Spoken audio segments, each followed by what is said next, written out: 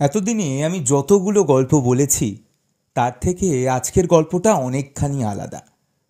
আজকের গল্পটা বলতে গেলে আমি হয়তো আরেকটু বেশিবার তুতলে যাব, তবুও আজকের গল্পটা বলতেই হতো। তোমাদের জন্য বলছি নাকি নিজের জন্য বলছি তা এখনও ভেবে দেখিনি, তবুও আজকের গল্পটা বলতেই হতো। গত বছরের কথা, 2020 সাল সেপ্টেম্বর মাস, মানে যখন ওই কোভিডের প্রথম ঢেউটা একটু একটু করে কমতে শুরু করেছে, মানুষ চেষ্টা করছে আবার সাধারণ জীবনে ফেরত যাওয়ার। এইরকম একটা সময় আমি দুদিনের একটা ছুটি পাই। মার্চের পর থেকে অ্যাকচুয়ালি সমস্ত ছুটি ক্যান্সেল করে দেওয়া হয়েছিল এবং চারদিক তো বন্ধই ছিল। তো ওই হাসপাতাল বাড়ি বাড়ি হাসপাতাল, এইরকম একটা জীবনে বেঁচে থাকাটা খুব কঠিন হয়ে উঠছিল। মনে হচ্ছিল যেন একটা খাঁচার মধ্যে কেউ জোর করে আটকে দিয়েছে। তো এইরকম একটা সময় যখন একটা দুদিনের ছুটি পেলাম, ভাবলাম এই ছুটিটাকে পুরোপুরি কাজে লাগাতে হবে। এই জনসমুদ্র থেকে হারিয়ে যেতে হবে দুদিনের জন্য। প্রচুর আড্ডা দেব, প্রচুর খাবো, মাছ ধরবো। মোট কথা, যে জীবনটা হারিয়ে গেছে সে জীবনটাকে দুদিনের জন্য হলেও চুটিয়ে উপভোগ করব। যেমন ভাবা তেমনই কাজ। আমার এক বন্ধুর সাথে গাড়ি নিয়ে সোজা লং ড্রাইভে বেরিয়ে পড়লাম। যেদিন সকালবেলা বেরোচ্ছি সেই বেরোনোর সময় দিদুন এলো বাড়িতে। দিদুন বললো এবার একেবারে কালী পুজো কাটিয়ে যাব। আমি বললাম ঠিক আছে, আমি এখন বেড়াতে যাচ্ছি, বেরিয়ে ফিরে কথা হচ্ছে বলে আমি বেরিয়ে গেলাম। হ্যাঁ, দিদুন, দাদুভাই আর দিদুন আমার মায়ের বাবা এবং মা, যারা আমার পুরো ছোটোবেলাটা জুড়ে রয়েছে। আমার বাবা মা দুজনেই যেহেতু চাকরি করতেন, তাই ছোটোবেলায় যখন আমি অনেকটা ছোট ছিলাম, যখন কেজি স্কুলে পড়তাম, তখন ওই পুরো টাইমটাই আমাকে একটু একটু করে বড় করে তুলেছে দাদুভাই আর দিদুন। সেটা স্কুলে জামা কাপড় পরিয়ে স্কুলে নিয়ে যাওয়া হোক, স্কুল থেকে ফিরিয়ে আনা হোক, স্কুল থেকে ফিরে আসার পরে দিদুন ওই ভাত মেখে প্রত্যেকটা ওরকম আলাদা আলাদা গোল করে তার উপর একটা করে মাছের টুকরো কিংবা মাংসের টুকরো বা তরকারি দিয়ে কে খাবে করে খাইয়ে দেওয়া হোক।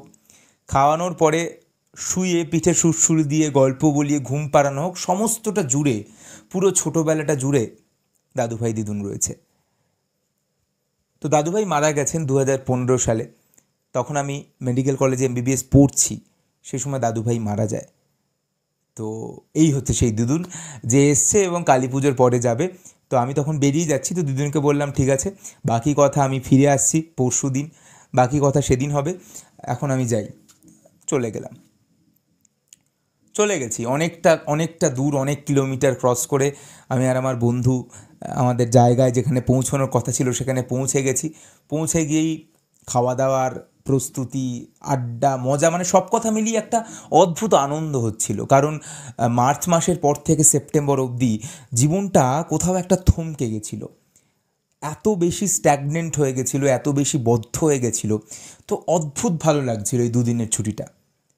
খুব অনেক প্ল্যান করছিলাম যে এটা করব, ওটা করব, এটা করব, অনেক কিছু ভাবছিলাম, এখানে যাব ওখানে যাব। যাই হোক, এরকম করতে করতে দুপুর হয়ে গেল। দুপুরবেলা আমার এখনও মনে আছে, একদম গরম ভাত আর দেশি মুরগির ঝোল এইসব নিয়ে খাওয়া দাওয়া হলো আমাদের। খাওয়ার পরে চুটিয়ে আড্ডা। আমি আর আমার বন্ধু তো ছিলামই, আর যেখানে আমরা ছিলাম সেখানকারও আরও বাকি লোকজনের সঙ্গে চুটিয়ে আড্ডা শুরু হয়ে গেল আমাদের। বিভিন্ন কথাবার্তা হচ্ছিল। এরকম সময় হঠাৎ করে ফোনটা খেয়াল করলাম, দেখলাম 4টে মিসড কল মায়ের। এখন মায়ের 3-4টে মিসড কল মানেই সেটা একটু ভয়ের ব্যাপার বা কোনো সিরিয়াস কিছু। তো আমি মাকে ফোন করলাম, মা বললো যে দিদুনের একটু শরীর খারাপ হচ্ছিল, তো সেই জন্য ফোন করছিলাম। যাই হোক, এখন ঠিক আছে, এখন ঘুম ঘুম মানে ঘুমিয়ে গেছে আর কি।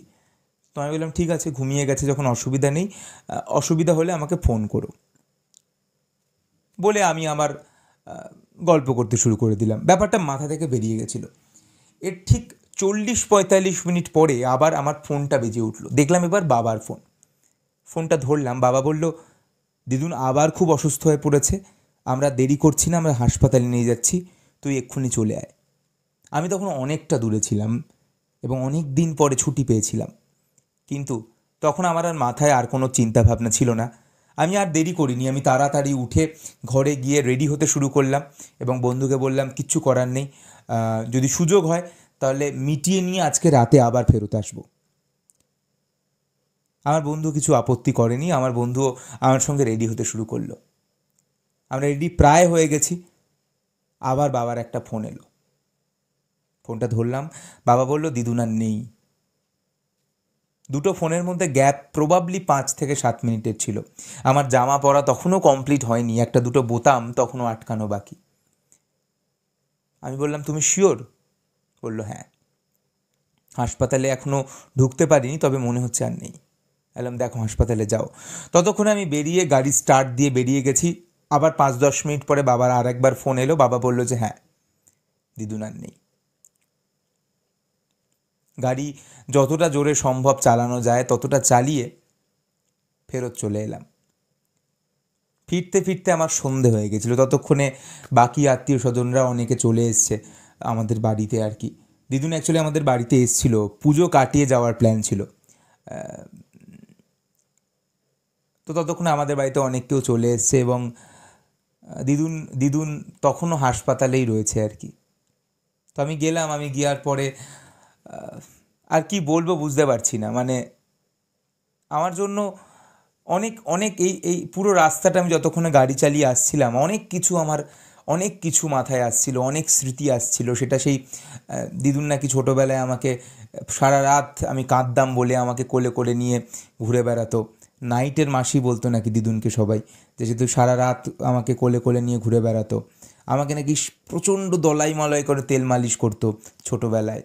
এবং যে স্মৃতিগুলো তো আমার মনেই আছে, ওই যে গোল গোল করতো ভাতটাকে, এরকম গোল গোল গোল গোল করতো, গোল গোল করে ওপরে একটা মাছের একটু অংশ থাকতো, কিংবা মাংস যেদিন তো মাংসের একটা অংশ থাকতো, ডিম থাকলে ডিমের অংশ থাকতো, আর বলতো কে খায় কে খায় কে খায় কে খায়, আমার রাজাবাবু খাবে। তো এরকম করে খাইয়ে দিত। তারপরে যখন ডাক্তার হলাম সেই আনন্দ, আমার ডাক্তার যেদিন ডিগ্রি পেলাম সেইটার আনন্দ, সেই সব কিছুতে দিদুন ছিল এবং এই সমস্ত স্মৃতি একসঙ্গে মাথার মধ্যে ভিড় করে আসছিল। তো যাই হোক, এরপরে যখন আমি পৌঁছলাম, আমি আর দিদুনের সামনে যাইনি, কিন্তু গিয়ে দেখলাম একটা সমস্যা হয়েছে, একটা অসুবিধা হয়েছে। বাবা বললো একটা সমস্যা হয়েছে। আমি বললাম কী সমস্যা? বলছে হাসপাতালে নিয়ে আসার আগেই দিদুন মারা গেছে। এখন হাসপাতালে ডেথ সার্টিফিকেট দেওয়া নিয়ে সমস্যা হচ্ছে, আর যেহেতু কেউ দেখেও নি বাইরে, তাই এখানেরও কেউ ডেথ সার্টিফিকেট দেওয়ার খুব একটা ব্যাপার নেই। তো ডেথ সার্টিফিকেট পাওয়া নিয়ে একটা খুব সমস্যা হচ্ছে। প্রসঙ্গত বলে রাখি, আমি ততদিন অবধি কোনো দিন ডেথ সার্টিফিকেট দিইনি, কখনোই আমার দেওয়ার প্রয়োজনও পড়েনি। কারণ আমি এরকম প্রাইভেটে, মানে এমনি আমার লোকালয়ের মধ্যে এরকম কোনো পেশেন্ট মারা যায়নি যাকে আমি দেখছিলাম। তো যেহেতু এরকম হয়নি, আর আমাকে অজানা কেউ এসে হঠাৎ করে যদি এসে বলে একটা ডেথ সার্টিফিকেট দিয়ে দাও, সেটা শুধুমাত্র কিছু টাকার জন্য আমি কোনো দিনই দিতে পারবো না এবং দিইও না। তো সেই জন্য আমার কোনো দিন ডেথ সার্টিফিকেট দেওয়ার অভিজ্ঞতাও নেই। তো আমাকে বাবা বললো যে এখন অনলি অপশান তোকেই ডেথ সার্টিফিকেট দিতে হবে। তো আমি দেখলাম যে আর কি করা যাবে, তখন আমি বাধ্য হলাম এবং বাধ্য হয়ে আমি ডেথ সার্টিফিকেট লেখা শুরু করলাম। একবার লিখলাম ভুল হলো, আবার লিখলাম আবার ভুল হলো, 3বারের মাথায় ডেথ সার্টিফিকেটটা ঠিকঠাক করে লিখতে পারলাম আর কি। কারণ প্রত্যেকবার লিখতে যাচ্ছিলাম কিছু না কিছু ভুল হচ্ছিলো, যেহেতু আমার লেখার অতটা অভ্যেস নেই, এবং তার সঙ্গে আমার একটু হাতটাও কাঁপছিল, তাই বানান ভুল হচ্ছিলো, কখনো কখনো কিছু টেকনিক্যাল ভুল হচ্ছিলো। তো 3বারের মাথায় ফাইনালি আমি ঠিকঠাকভাবে লিখলাম।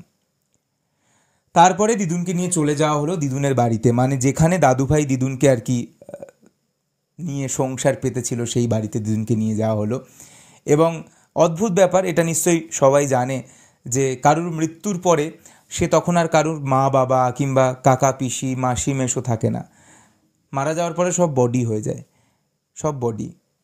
দেখবে এরকম বলে যে এই বডিটাকে এলো, বডিটা নিয়ে যাও। তখন কিন্তু আর কেউ বলে না যে বাবাকে নিয়ে যাও বা বাবার দেহটাকে নিয়ে যাও, তখন সব বডি হয়ে যায়।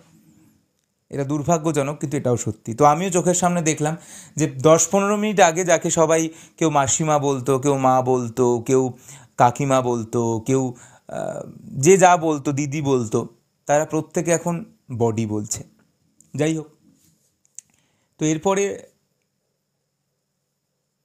রাত্রিবেলা দিদুনকে নিয়ে যাওয়া হলো শ্মশানে, ভাঙড়ের একটা শ্মশানে, যেখানে ইলেকট্রিক চুল্লি ছিল না, কাঠের সেই পুরাতন আর কি সেই ব্যবস্থা আর কি, এবং সেইখানেই দিদুনকে শুইয়ে আর কি যা করা হয় আর কি। তো এই সমস্ত কাজ মিটতে মিটতে ভোর হয়ে গেল। ভোর হয়ে যাওয়ার পরে আমি আবার ড্রাইভ করে ভাঙড় থেকে আমার বাড়ি এলাম। আসার পরে যখন এসেছি তখন অলরেডি সকাল হয়ে গেছে। একটু শোয়ার চেষ্টা করলাম, কিন্তু ঘুম অবভিয়াসলি হলো না, হওয়াটা সম্ভবও নয়। এবং তারপরে হঠাৎ আমার খেয়াল হলো যে আমার ওই দিনই পড়ানো রয়েছে, আমার যে নিটের যে সমস্ত ছেলেমেয়েরা পড়ে ওই দিন আমার পড়ানো রয়েছে। দুপুর 11টা না 12টা থেকে পড়ানো ছিল। তো তারপরে আমি 12টার সময় আবার তাদেরকে পড়ানো শুরু করলাম, এবং পড়ানো শুরু করে 12টা থেকে 3টে অবধি পড়ালাম। তারপরে আমার সেদিন ছুটি ছিল, হাসপাতালে ছুটি ছিল, কিন্তু আমি আর বাড়িতে বসে আর থাকতে পারছিলাম না। তো আমি আমার ছুটি থাকা সত্ত্বেও আমি একজনকে বললাম যে আজকে আমি করে দিচ্ছি ডিউটিটা, তুই অন্যদিন তোরটা মানে আমারটা তুই করে দিস পরে একদিন। তো আমি সেদিনই তারপরে রাত্রিবেলা আবার নাইট ডিউটি করতে চলে গেছিলাম। তো অ্যাকচুয়ালি এই যে কথাগুলো আজকে এভাবে বললাম, আমি জানি যে ওই 2টো দিন আমার ঠিক কীভাবে কেটেছিল। একটা ছুটির আনন্দ নিয়ে যাওয়া, সেখান থেকে আসা, প্রথম ডেথ সার্টিফিকেট লেখা, তারপরের দিন পড়ানো, পড়িয়ে আবার হাসপাতালে ফেরত যাওয়া। অ্যাকচুয়ালি এই সমস্ত কথা ইউটিউবে প্রচুর আসে, ফেসবুকে প্রচুর আসে, দেখবেন যে লাইফ সেট, এইটা করলে লাইফ সেট, লাইফ প্রচুর আনন্দ। এগুলো না একেবারে বাজে কথা। কারুর লাইফ সেট হয় না। ওগুলো সিনেমায় হতে পারে, গল্পে হতে পারে, একদিনের জন্য 1 ঘন্টার জন্য হতে পারে। লাইফ কখনো সেট হয় না। আমরা প্রত্যেকে স্ট্রাগল করি, প্রত্যেকে আমরা একটা কঠিন সময়ের মধ্যে দিয়ে যাই। প্রত্যেকটা মানুষ এরকম, পৃথিবীতে এরকম কোনো মানুষ নেই, সে যদি সুস্থ মানুষ হয় তাহলে তার জীবনে স্ট্রাগল নেই। প্রত্যেকটা মানুষ স্ট্রাগল করছে, প্রত্যেকটা মানুষের জীবনে প্রচুর কষ্ট রয়েছে। তো সেইগুলোকে নিয়েই আমরা এগিয়ে চলি। একটা খুব ভালো কথা রয়েছে এই পৃথিবীতে, সেটা হচ্ছে যে যদি তুমি তোমার পরিস্থিতিকে চেঞ্জ না করতে পারো তাহলে নিজেকে পাল্টে ফেলো। আমি কিছুই চেঞ্জ করতে পারতাম না সেদিন। আমার পড়ানো ছিল, দিদুন মারা গেছিল, আমি কি করতাম? তাই আমি আমার সমস্ত কাজগুলোকে করলাম আমার ইমোশানকে কন্ট্রোলে রেখে। এটাই জীবন। তাই যারা এই ভিডিও দেখলে, যারা এই ভিডিও এত অবধি শুনলে, তাদেরকেও বলবো যে যদি তুমি তোমার কখনো জীবনে খুব কঠিন সময় আসে, যদি খুব কঠিন পরিস্থিতি আসে, যদি তোমার মনে হয় যে তুমি সব থেকে অভাগা, দুর্ভাগা, তোমার কিচ্ছু নেই, বাকি সবার সব কিছু রয়েছে, তাহলে তুমি ভুল। তুমি মনে রেখো, পৃথিবীর প্রত্যেকটা মানুষ প্রত্যেকটা সেকেন্ডে লড়াই করছে, ঠিক যেরকম তুমি করছো। তাই জেতা হারাটা বড় কথা নয়, লড়াইটা চালিয়ে যেও, তাহলেই দেখবে জীবন একটু বেটার হতে থাকবে। ভালো থেকো। আর আমার ভিডিও ভালো লাগলে চ্যানেলটা সাবস্ক্রাইব করতে পারো।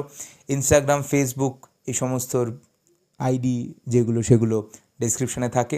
আর যদি তোমরা নিট অ্যাসপিরেন্ট হও তাহলে আমার টেলিগ্রাম চ্যানেল জয়েন করতে পারো, যার লিঙ্কটাও ডেসক্রিপশানে থাকবে। খুব ভালো থেকো। All the best.